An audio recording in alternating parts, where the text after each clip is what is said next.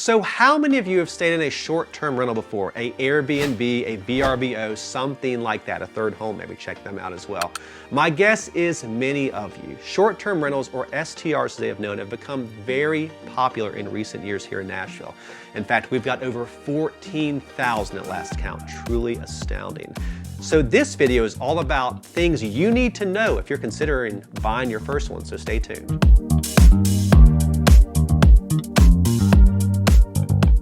I'm going to assume that most of you know what a short-term rental is, but for the few that don't, let's go over it. A short-term rental is any place you're staying at, usually for a matter of days, maybe a long weekend, a holiday, whatever. We're not talking months on end. And Nashville, as I said, has exploded with them. In fact, we've done a few videos on short-term rentals here in town. I just sold one last week at Hive. So here's the first thing you need to know if you're going to buy one. The first thing is proximity.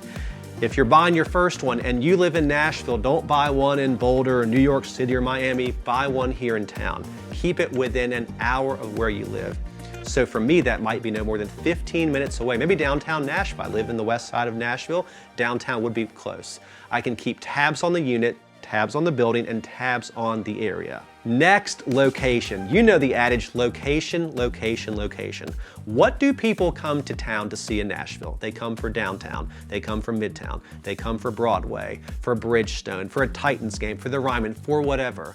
So why would you buy a place an hour away, somewhere far from town? Keep it close, keep it local, do the most you can to be as close as you can to those spots. Next, know the rules. Look, the history of Nashville STR rules has changed a lot in recent years. As of the end of 2021, there's officially only two categories: owner-occupied or non-owner-occupied, unless you're grandfathered in, but we're not gonna go into that.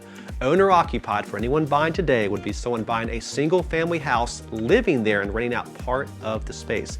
A non-owner-occupied would be someone buying in a condo building, maybe like Hive in the Gulch. I just sold one of these, 635 7th Avenue South, where the entire building is STR eligible. So you buy it, you don't live there, you rent it out, and people pay you money for it. It's a great deal. Next, finances. First, get with a lender to see what you're pre-approved for. And then based on that amount, get out there and see what you can buy. And then based on what you can buy, look at the monthly payment. And then once you look at the monthly payment, look at the nightly amount people are typically spending on the unit. And then once you've got that, you're gonna wanna look at occupancy. Occupancy is so important here.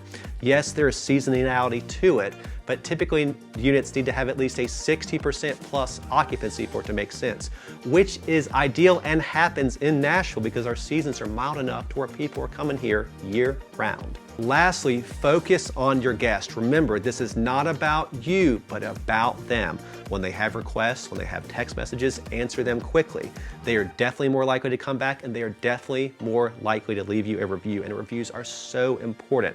Remember, the feedback they give you, whether good or bad, it's not personal. It's just their opinion. So take it with a grain of salt, do your best to make it happen, and keep it moving.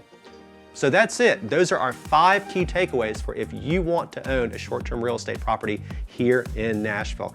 I've had a bunch of people go down this road. So many have been successful with it, but it wasn't without trial and error. So if you are thinking of getting in this space, you better call me. I know the numbers, I know the math, I know the neighborhoods, and you will be more successful if you choose me versus someone else. So I'd love to hear from you. As always, our contact info is below. Hope to hear from you soon. Cheers.